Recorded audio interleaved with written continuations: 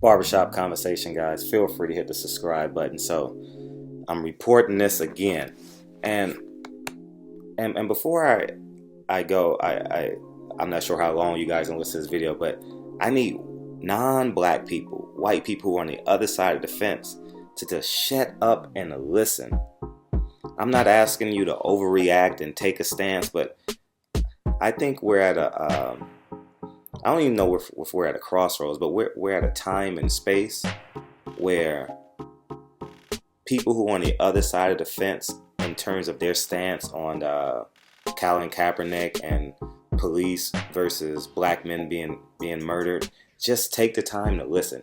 Take the next 3 or 4 months and not comment. It's bad enough that we have, I would say, 90% of the media that's reporting this news is white. You know, you turn on CNN, you got Don Lemon, Wolf Blitzer telling us this news. I mean, excuse me, not Don Lemon, Anderson Cooper. You know, non-black people telling us the news. You cut on Channel 2, Channel 4, Channel 5, Channel 7, Channel 9, Fox, excuse me, y'all don't get the same channels, NBC, ABC, Fox, you know, reporting this news. So there's no empathy. And I'm not asking for a sympathetic plea. What I'm asking is to white people, just be still for a moment and just listen to the echoes that come after the cries. Listen to the words and the stories, the narratives, you know, because the last two that's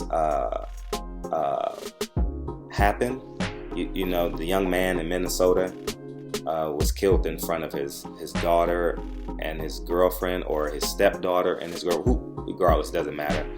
And he was very coherent and obedient to the officer, you know. And then you fast forward to 2 days ago, the kid in Tulsa, Terence Crutcher, he had his hands up. You can't be a threat with your hands up, not unless you want to kick your shoes at the police officer or spit at the police officer. But his back was to the officers, and he was walking very slow and very alert. And it's just alarming that how can you not pay attention to this? How can you not want to listen? How can you associate the military and the flag with our fight, our plight, and Colin Kaepernick's stance today?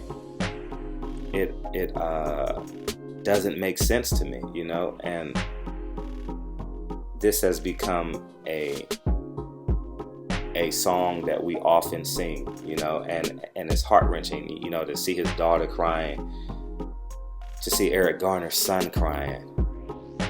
You know, it's just not a cool thing, man. And it's sad that our adversaries are dominating the news media, allowing cowards to have a voice. And it's also sad that black men, I can't see how a black man can lay still in a moment like this, lay silent, or fight on the other side like the Shaquille O'Neals, formerly Jerry Rice, Ray Lewis, who's supposed to be pillars in the sports black community, but tell us that it's that Colin Kaepernick's stance is not wrong or not right or sending out the wrong message. You know, I'll tell you one thing. It was hurtful listening to Ray Lewis, because, I mean, he has been a part of my black man package for a long time. And what I mean by black man package is people you associate yourself with. People I've never met them, but people you associate yourself with, you know, to draw inspiration from. And by far, he was, you know. And I'm just appreciative to guys like Sterling Sharp on Undisputed, who's doing a phenomenal job. You know, he's so eloquent. You know, I was very afraid that he wouldn't be well received because of his speech impediment, but I done forgot he's had a speech impediment, man. His words has been exceptionally cathartic, you know what I mean? And I salute him. But getting back to Terence Crutcher, excuse me. Betty Shelby needs to be put in jail immediately. She's on paid leave. You know, it's sad that on the flip side of the coin, family don't get reimbursed for their lost wages, but she lays still, getting paid on administrative leave while they do their investigative report, and it's going to take 2 years, and it's awful because within the next 2 years, this is going to become a repetitive cycle. And you know what's alarming is that this is such a hot button or hot topic, and it still happens. So what that leads me to believe is that they don't believe that we're completely human at the end of the day, or they believe that they're above the law, or that they are the law, they are the judge and jury. And it's sad that every month we have to cut on the TV screen, or every few weeks cut on the TV and watch this become a repetitive song. You know, it's sad that Game and Meek Mill are fighting over some bullshit right now. Makes no sense. We need to be fighting a bigger cause. We need to be fighting to propel the black man in our society. You know, and I will continue to fight. I will continue to voice my concerns to everyone that can hear my voice. You know, and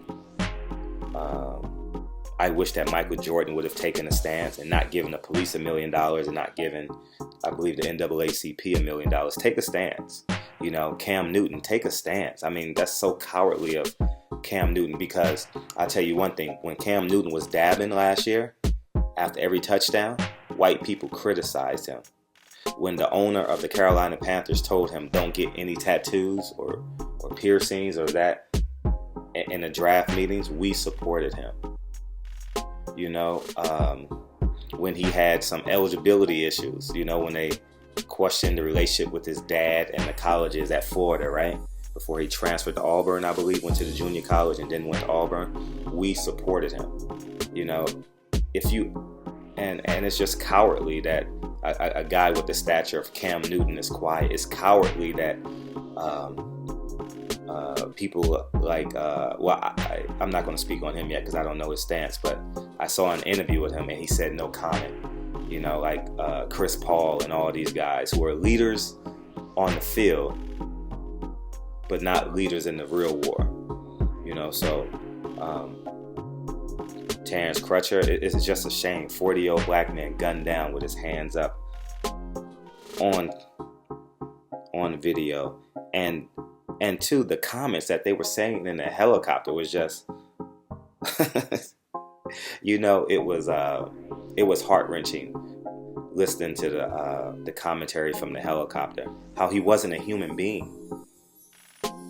You know, how they paraphrase him as a monster or an animal. He needs to be tased, or, you know,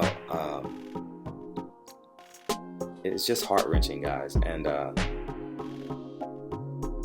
need you guys to whisper in your child's ear. If you have a little boy, just whisper in their ear when they sleep. You know what I mean? Tell them how much you love them. And the world's against, I don't care. Some white guy, some non-black guy is going to tell you that we're equal. President Obama has been president the past 8 years. Oprah Winfrey is a billionaire. Michael Jordan is probably the greatest athlete of all time. So we're equal. We're not equal. You know, if we're running a 100-meter race in life, we're running a 200-meter race. You know, and it's a sad truth. You know, and I encourage all you guys to continue to fight. And white people, non-black people, just sit down and listen. Don't say shit. Just sit down and listen. If you're fighting against us now, watching this video, something is wrong with you.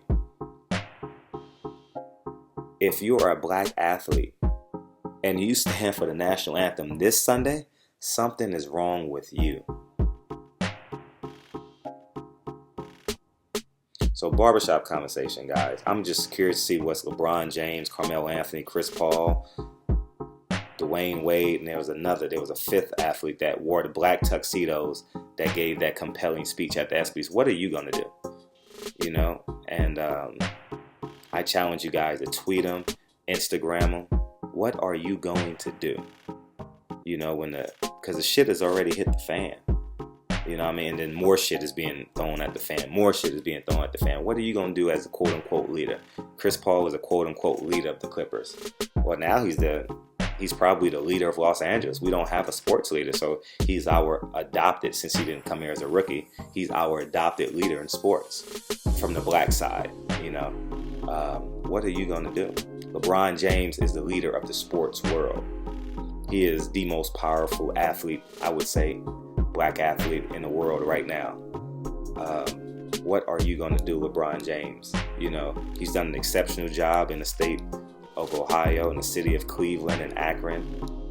But I ask that you extend your arms and take a stance. You know what I mean? So, barbershop conversation. I can go on and on, but I look forward to see what happens now. You know, I will continue to do my part. For those of you who always ask me, what do I do? Well, I'll just tell you guys, my name on Instagram is Silent Heroes, and I often do random acts of kindness. I don't ask for publicity or nothing like that. I don't videotape the stuff, the gifts that I give away, and but it's a pretty standard theme in my life. You know what I mean? And I have a budget that I give away every month. You know, and it's not just black people. I would say it's mostly black people, but it's not always a black person. But I'm not ashamed to say that if it had to be all black people, it could be all black people. You know what I mean? But anyways, barbershop conversations, guys. Take the time to listen. Take the time to white people, lend an ear. You know what I mean? Be still and listen. So anyways, barbershop conversation, guys. Hopefully you guys get to the end of this video and it excites you to want to do something and be a part of something. Join the Black Lives Matter group chapter in your city. You know, go to their meetings. You know, see what they're about. Because until you go to their meetings, you won't truly fully understand who they are. You know, because the media portrays them as like, you know, the B level of the Black Panthers, but truly they're not. They're just young Generation X, I believe they're called. Basically, people who just want change. And I would say 30% of the people that go are non-black. So, barbershop conversation, guys. Feel free to hit the subscribe button, and I'll talk to you guys soon. Peace.